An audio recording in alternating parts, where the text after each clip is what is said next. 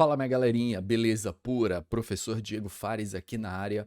Vídeo de hoje nós vamos analisar detalhadamente a questão de número 103 do Enem de 2021, prova principal, caderno azul. Vamos então fazer a leitura atenta do enunciado que diz: um técnico analisou um lote de analgésicos que supostamente estava fora das especificações. A composição prevista era 100 miligramas de ácido acetil salicílico por comprimido, princípio ativo cuja estrutura está apresentada na figura. E aí ele mostra aqui a estrutura do ácido acetil salicílico. E aí ele fala, além do amido e da celulose, que são componentes inertes. O técnico realizou os seguintes testes: obtenção da massa do comprimido, medição da densidade do comprimido, verificação do pH com o papel indicador, determinação da temperatura de fusão do comprimido e titulação com solução aquosa de NaOH. Após a realização dos testes, o lote do medicamento foi reprovado porque a quantidade de ácido salicílico por comprimido foi de apenas 40% da esperada. O teste que permitiu reprovar o lote de analgésicos foi o de número qual? E aí você tem as opções de respostas. Galera, primeiro, assim, para alguns alunos, pode ser que a leitura desse texto seja simples e objetivo. Para outros alunos, de repente, nossa, professor, questão aqui complexa, não sei nem para onde vai. Então vamos com calma, porque vocês sabem que aqui a pegada no canal é diferente, né? A gente faz uma análise despreocupado com o tempo, mas que eu consiga colocar para vocês muita qualidade na informação que eu estou passando. Então, primeiro ele fala aqui do lote de analgésicos que estava fora das especificações. A composição tinha que ter 100 miligramas de ácido acetil salicílico. O ácido acetil salicílico, galera, ele é uma substância muito famosa no nosso mundo. Ele é um dos principais analgésicos usados no mundo, né? Então, quando a pessoa ela tá de repente com alguma dor no corpo, dor de cabeça, o ácido acetil salicílico ele ajuda. A ação dele, galera, no organismo é um pouco complexa, mas assim, se eu fosse explicar de uma maneira bem simples, ele auxilia a dilatação dos vasos sanguíneos, né? Então, isso diminui a pressão nos vasos sanguíneos, aliviando dor de cabeça e tudo mais. O ácido acetil salicílico ele é conhecido por vários nomes, aspirina, AAS, né, que é o nome químico dele mesmo, ácido acetil salicílico. Enfim, a aspirina é um dos medicamentos mais famosos aí que tem o ácido acetil salicílico. E aí o que ele fala? Ele fala que o comprimido tem que ter 100 miligramas de ácido acetil salicílico, que é o princípio ativo, ou seja, a substância que vai fazer o efeito analgésico. Só que toda vez que a gente toma um comprimido, ele nunca tem só o princípio ativo, ele vai ter outras coisas ali que fazem parte do comprimido. E de acordo com a questão aqui, ele fala que tem amido e celulose, mas eram componentes inertes, ou seja, eles não fazem parte da ação analgésica do medicamento. E aí, o que ele fala? Que o técnico realizou 5 procedimentos, né, que eu vou já explicar para vocês o que é cada um desses aqui. E ele fala, após a realização dos testes, o lote do medicamento foi reprovado porque tinha menos ácido acetil salicílico do que o esperado, ou seja, ele tinha 40% daquilo que era esperado. O esperado era 100 miligramas, ele tinha 40% disso, quer dizer, esse medicamento ele foi reprovado, né? Esse lote foi reprovado. E ele quer saber qual foi o teste que foi utilizado para avaliar esse percentual baixo de ácido acetil salicílico na amostra. É isso que ele quer saber. Galera, quando você olha para a estrutura do ácido acetil salicílico, você percebe aqui a presença de um anel benzênico, né, um grupo aromático, um anel benzênico. Nós temos aqui um grupamento ácido carboxílico, né? A gente pode até colocar aqui, ó, destacar a função C-O ligado à hidroxila. Nós temos aqui a função de ácido carboxílico. E logo mais aqui abaixo, nós temos uma outra função orgânica, que é uma carbonila ligada a um oxigênio e esse oxigênio ligado a um grupamento orgânico. E isso aqui, galera, caracteriza a função orgânica éster. Então, nós podemos dizer que o AAS ele é um composto orgânico de função mista. Composto orgânico de função mista é qualquer composto orgânico que tenha mais de uma função orgânica. Nesse caso aí, você tem a função ácido carboxílico e a função éster, tá? A função éster, galera, ela não tem caráter ácido nem básico pronunciado. Isso significa que um éster colocado na água, ele não vai ali promover uma alteração no pH do meio. Diferentemente de um ácido carboxílico. Ácido carboxílico, ele é ácido. Então, o nome da função orgânica já diz muito do que ela é. Então, quer dizer, professor, que um composto orgânico que tem a função ácido carboxílico, ele vai ter características ácidas. Sim. Agora, é bom sempre a gente destacar, galera, que o ácido carboxílico ele é um ácido fraco. Os ácidos orgânicos, de um modo geral, são ácidos fracos quando você compara eles com ácidos inorgânicos, como, por exemplo, o ácido clorídrico, né? Então, você pega ali um ácido clorídrico. Ácido clorídrico é um ácido inorgânico, ele é um ácido considerado um ácido forte. Aí você compara com o ácido orgânico, que é o ácido carboxílico, ele não tem comparação, sabe? O ácido carboxílico, os ácidos orgânicos, de um modo geral, eles são ácidos fracos. No entanto, apesar de serem fracos, são ácidos. Então, se você coloca ali o AS em um meio aquoso, ele vai ali causar um abaixamento no pH, talvez pouca coisa, em função da acidez dessa função orgânica. Esse hidrogênio, galera, que é o hidrogênio dos ácidos carboxílicos, ó, esse hidrogênio aqui, exatamente esse, ele pode, em meio aquoso, se desprender dessa estrutura, gerando o íon H+, que é o que caracteriza o meio ácido. Só que pensa comigo o seguinte, então.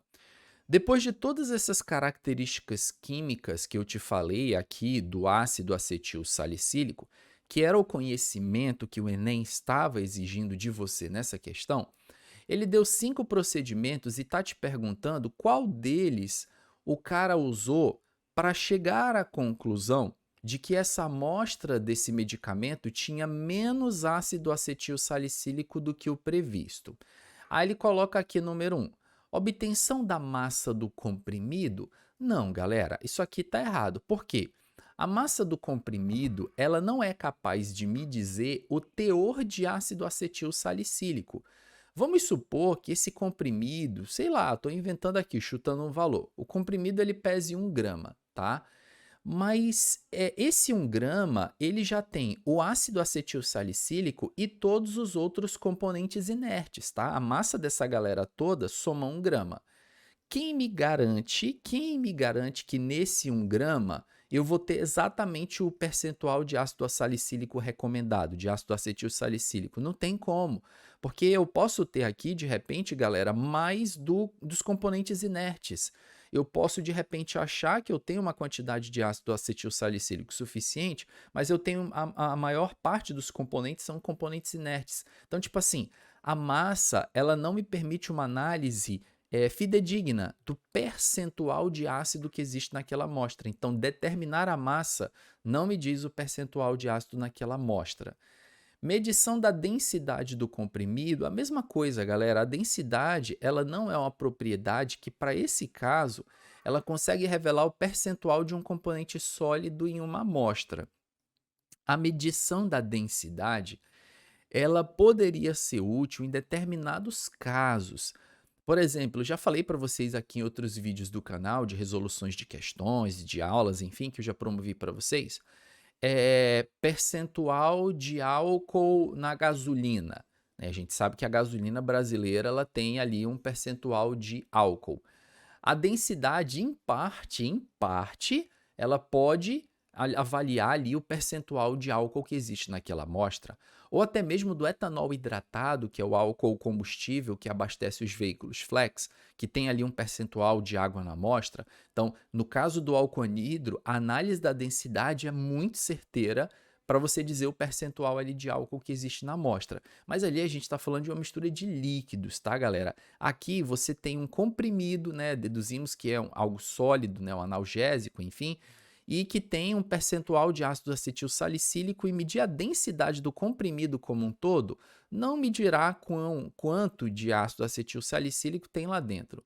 Verificação do pH com papel indicador. Essa alternativa, eu deduzo que muitos alunos poderiam ter marcado ela porque pensaram o seguinte, cara, o ácido carboxílico ele é ácido. Então, se eu verificar o pH, eu consigo mais ou menos determinar o percentual de ácido acetil salicílico. Faz sentido isso, professor? Até faz.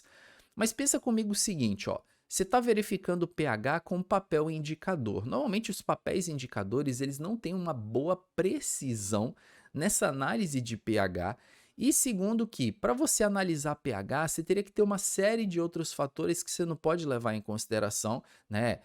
Ele fala aqui, amido, celulose, que são os componentes inertes, mas quem me garante que não tem outros componentes também nesse comprimido, que podem ter algum tipo de caráter ácido ou caráter alcalino de repente?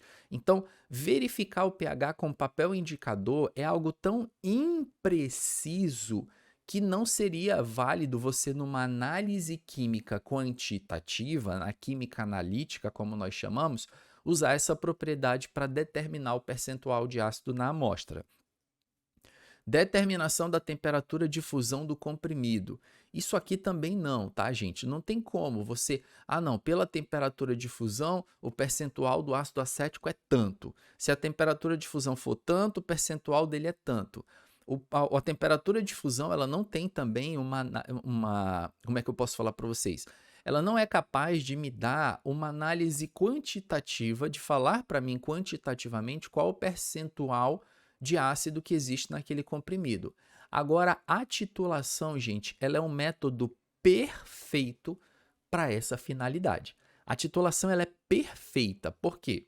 Você está falando aqui de uma função orgânica que tem caráter ácido, que é o ácido carboxílico, e a titulação ela serve justamente para determinar a concentração de um componente em uma amostra. Para você que já estudou titulação, se deve se lembrar. Qual é a finalidade da titulação? Determinar o percentual ou a concentração de um componente numa determinada amostra. Então, o que eu estou querendo aqui nessa questão não é justamente isso, é determinar o percentual de ácido na amostra para eu dizer se ele está aprovado ou aprovado, esse lote. A titulação ela é um procedimento perfeito para isso. Agora, professor, ele fala aqui titulação com solução aquosa de NaOH. Professor, o senhor sabe que eu estou aqui no seu canal porque eu tenho dificuldade, professor, e eu sei que as suas aulas são muito completas, as suas resoluções de questões elas são diferenciadas. Qual é o algo a mais que o senhor vai me dar hoje, professor, nessa questão? Muito bem, galera, vamos falar um pouquinho aqui sobre titulação, tá? Já que a questão está falando sobre titulação, e assim, já marcando aqui a resposta da questão, a resposta aqui é a letra E, tá? O procedimento é a titulação. Eu queria falar um pouquinho para vocês sobre esse procedimento laboratorial, que quem sabe em futuras provas do Enem não possa ser cobrado de você a parte matemática da titulação. Aqui não foi nada de matemático. Ele quis simplesmente, na questão número 103, saber se você lembra que a titulação ela é um procedimento que serve para analisar quantitativamente o percentual de um determinado componente numa amostra. É isso que a questão quis. Mas vai que no próximo Enem ele quer o cálculo, né? Como é que funciona a titulação? A titulação feita em laboratório, galera, ela usa basicamente dois instrumentos, a bureta e o Erlenmeyer. O suporte eu vou desconsiderar aqui porque é meio óbvio, né? Eu tenho que segurar aqui a bureta. A bureta, ela é esse instrumento de vidro aqui, tá, gente? Que ela é cheia de marcações aqui para aferição de volume. Ela tem uma torneira que permite o escoamento de líquido aqui. Então, basicamente, a bureta, ela é um instrumento laboratorial que serve para medir volume de líquido escoado. Gravem bem isso que eu falei, tá? A bureta, ela serve para medir volume de líquido escoado. Então, quando o líquido ele escoa por aqui e cai aqui, quando você fecha a bureta, você lê aqui e você sabe quanto de líquido escoou daqui para cá, tá? Via de regra, aqui na bureta, nós colocamos a solução padrão. A solução padrão é aquela solução que você sabe a concentração dela. E no Erlenmeyer, nós colocamos a solução problema. A solução problema é a solução que você não sabe a concentração dela. que você vai determinar através da titulação. Lembrando que, na prática, a titulação ela visa você determinar a concentração desconhecida de uma solução partindo de uma outra solução com concentração conhecida. Isso significa que, para fazer uma titulação, eu preciso ter uma outra solução que eu conheça a concentração dela. Vamos supor, tá? Eu vou colocar alguns números aqui, até para que eu possa mostrar para vocês, em termos matemáticos, como funciona a titulação. Vamos supor, galera, que aqui dentro do Erlenmeyer eu tenha números totalmente fictícios, tá, gente? Aqui eu não preparei nada em termos numéricos, mas é porque eu quero realmente deixar vocês bem preparados para isso aqui. Vamos supor que eu tenho aqui 20 ml de uma solução de ácido clorídrico X mol por litro, ou seja, eu não sei qual é a concentração dessa solução, tá? Essa solução é a minha solução problema, por quê? Eu sei que tem ácido clorídrico aí dentro, mas eu não sei a concentração, eu quero determinar essa concentração. Para isso, você vai utilizar aqui uma solução padrão. Vamos supor, galera, que essa solução padrão ela seja uma solução de NaOH, tá? Estou fazendo aqui a suposição de que ela é uma solução de NaOH. O que acontece aqui, galera? Você vai começar a abrir essa torneira e a base vai pingando no ácido até que chega uma hora que todo o ácido que está aqui é neutralizado pela base. Quando chega esse momento da titulação, que houve uma neutralização total, isso é chamado quimicamente de ponto de equivalência, tá? Na química analítica a gente chama de ponto de equivalência. Você fecha a bureta e aí você vai medir qual é o volume de NaOH que você usou para neutralizar o ácido que estava aqui embaixo. Professor, mas visualmente falando, como é que eu vou saber que o ácido foi neutralizado aqui? Usando o indicador ácido-base, tá, gente? Nas titulações, a gente usa o indicador e justamente quando o indicador ácido-base muda de cor, é sinal que a titulação ela deve ser encerrada, né? E aí a gente vai gotejando aqui aos poucos, olha, tá mostrando aqui como é que faz, vai gotejando, a gente vai rodando o frasco para ir rolando aqui a reação. Vamos supor que essa solução de NaOH, lembra que essa aqui é a solução padrão, tá, gente? Ela seja uma solução 0,1, vou escrever mais para cá, para ter espaço.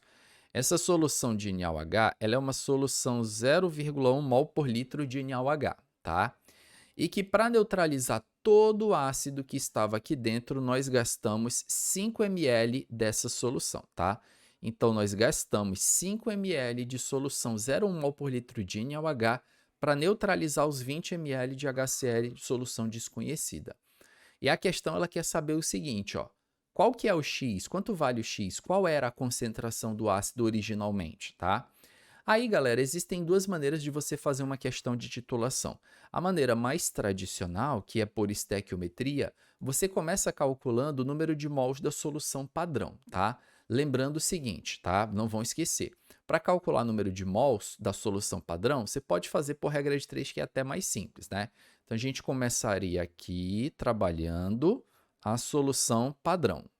E aí, como é que você faria, então? Vamos lá. Solução padrão, vem comigo aqui. A solução padrão é o NaOH, ok? É a que você conhece a concentração. Qual é a concentração do NaOH aí? 0,1 mol por litro.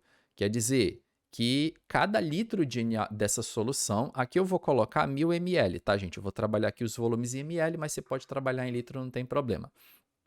0,1 mol por litro de NaOH quer dizer que a cada 1000 ml, a cada 1 litro de solução, eu tenho 0,1 mol de NaOH. Para neutralizar o ácido, eu gastei 5 ml de NaOH. Eu quero saber quanto vale o número de mols de NaOH que foi usado nessa neutralização. É o meu Y, certo? Esse Y vai ficar 0,1 vezes 5, que vai dar 0,5, e esse 0,5 dividido por 1000. 0,5 dividido por 1000, né? Dividir por 1000 é a mesma coisa que multiplicar por 10 a menos 3, certo? Então, vamos colocar aqui, ó, vamos dar uma ajeitada. 0,5 dividido por 1000, 1000 é a mesma coisa que 10 ao cubo.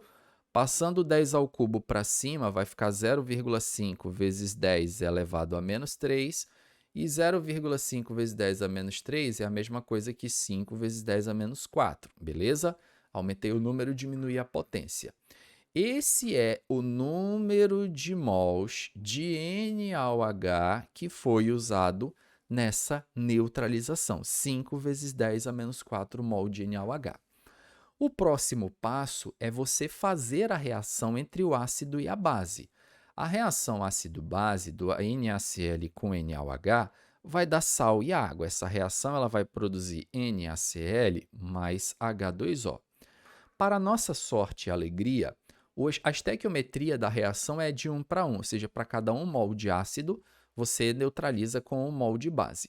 Se 1 mol de ácido neutraliza 1 mol de base, se o número de mols da base que você usou na neutralização foi 5 vezes 10 a menos 4 mol, obviamente que o número de mols do ácido você não precisaria nem calcular, né? Mas tudo bem. O número de mols do ácido que foi neutralizado, 5 vezes 10 elevado a menos 4 mol de HCl. Esse é o número de mols do HCl, galera, que havia dentro deste frasco aqui, ó, tá? Dentro deste frasco havia 5 vezes 10 a menos 4 mol de HCl. E o objetivo não é determinar a concentração? Sim, professor. Agora você vai, então, achar qual é a concentração de HCl que havia nesse frasco antes da titulação, tá, gente? Porque o objetivo é achar a concentração inicial do ácido, visto que no final só tem sal e água. Qual era a concentração inicialmente do ácido aqui? Aí você vai pegar o número de mols do ácido, que é 5 vezes 10 a menos 4, que é o número de mols do HCl que tinha lá dentro, e você vai dividir pelo volume da solução. O volume da solução, galera, são 20 ml. 20 ml dividido por 1.000 é a mesma coisa que 0,02 litros, tá? Porque lembra que a concentração é mol por litro. E aí acaba que essa concentração de HCl, ela vai ficar 5 vezes 10 a menos 4 dividido por 0,02, que é a mesma coisa que 2 vezes 10 a menos 2. 5 dividido por 2 vai dar 2,5, certo? 2,5. 10 a menos 4 dividido por 10 a menos 2. Divisão de potência de mesma base, repete a base, subtrai os expoentes. Então, é como se ficasse aqui, ó, galera, menos 4 menos menos 2. Menos com menos vai dar mais, ó. Então, ficaria menos 4 mais 2, que vai dar menos 2, beleza? Eu vou colocar aqui direto. 2,5 vezes 10 a menos 2 mol por litro. Prontinho, ó. Essa aqui era a concentração de HCl que havia no primeiro frasco. Então, percebam que, partindo de uma solução que eu conheço a concentração, eu determinei a concentração de uma outra solução que eu não sabia. Isso é a titulação em detalhes. Essa questão do Enem não quis saber todos esses detalhes. Ela quis saber somente se você saberia dizer que a titulação é um procedimento que serviria para determinar o percentual de ácido nessa amostra.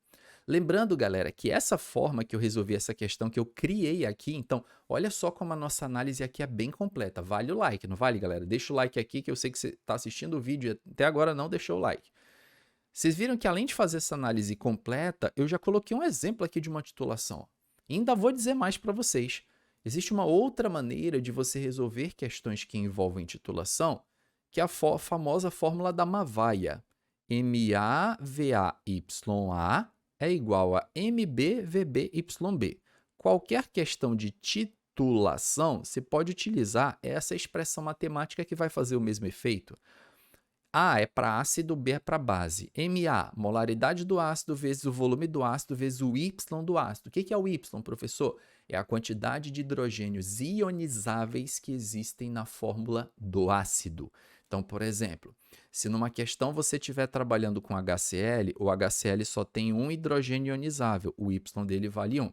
Se você estiver trabalhando com H2SO4, o ácido sulfúrico tem 2 hidrogênios ionizáveis, o Y do ácido vale 2, e assim por diante, tá? Mb, molaridade da base, Vb, volume da base, Yb, quantidade de hidroxilas que existem na fórmula da base. Exemplo, se você estiver trabalhando com NaOH, o NaOH só tem uma hidroxila, o Y da base vale 1. Se você estiver trabalhando com CaOH2, essa base tem 2 hidroxilas, o Y da base vale 2 e assim por diante. Como é que eu faria essa questão de titulação? Essa questão, né? Essa ideia aí que eu criei, esse problema, utilizando essa fórmula aqui, galera. Quanto é a molaridade do ácido? É a tua variável. Você não sabe a molaridade do ácido. Qual é o volume do ácido que foi usado na titulação? 20 ml. E professor, mas tem que transformar para litro. Não, galera. Aqui, como é uma igualdade, você tem volume na esquerda e na direita, você pode deixar em ml dos dois lados, não tem problema. A unidade tem que ser a mesma dos dois lados, tá? Aí não tem problema nenhum. O Y do ácido, ó, o HCl, gente, só tem um hidrogênio ionizável, o Y vale 1. Qual que é a molaridade da base? A molaridade da base 0,1. Qual é o volume da base que foi usado na titulação? 5 ml. E o Y da base vale 1, porque a minha base só tem uma hidroxila, NaOH. E aí vocês estão percebendo que a conta que ia ficar aqui, ó, x ia ficar igual a quanto? 5 vezes 0,1, que vai ficar 0,5 dividido por 20. 0,5 dividido por 20 vai dar, peraí, 0,025, ó. Já tem a conta aqui na calculadora, só para mostrar para vocês, ó, que a primeira conta que eu fiz no braço dá o mesmo resultado, ó, 0,025, 2,5 vezes 10 a menos 2. A vantagem da fórmula, que vocês viram que a resolução é muito mais simples e mais prática também, mas fica aí uma bela dica de titulação para vocês. Galera, se vocês gostaram desse conteúdo, saibam, todos os vídeos de resolução de questões do Enem do canal são assim. Então, se tiver tempo para maratonar, cara, você vai aprender muita coisa.